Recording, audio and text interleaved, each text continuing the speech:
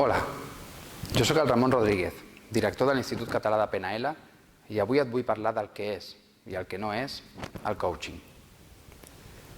Podem definir el coaching com una metodologia moderna de canvi, tot i que segurament no és tan moderna, perquè les eines i les estratègies que fem servir tenen centenars, milers d'anys. Tot i la profunditat del model, l'esquema bàsic del coaching és molt senzill. El primer pas consisteix en analitzar el que s'anomena l'estat actual.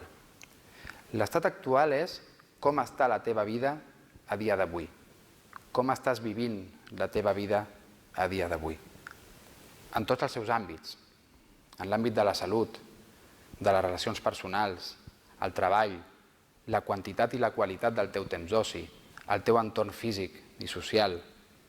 Aquesta anàlisi et permetrà conèixer com està la teva vida avui, com l'estàs vivint, quina és la teva realitat. El següent pas consisteix en definir el que s'anomena l'estat desitjat.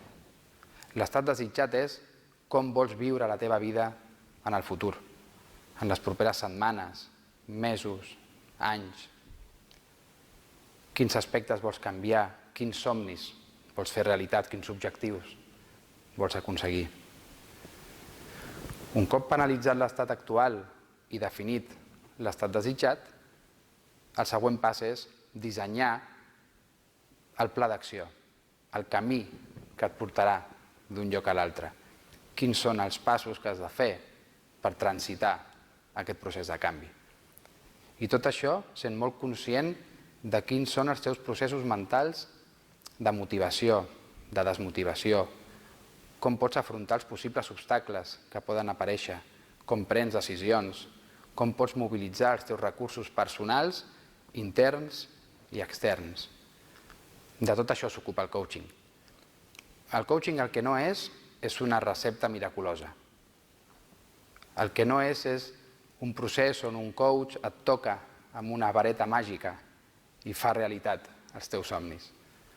El coaching és un exercici de compromís, és un exercici de responsabilitat personal. Jo et convido a que t'apropis al coaching i descobreixis tot allò que pot aportar de bo a la teva vida i a la vida de la gent del teu voltant.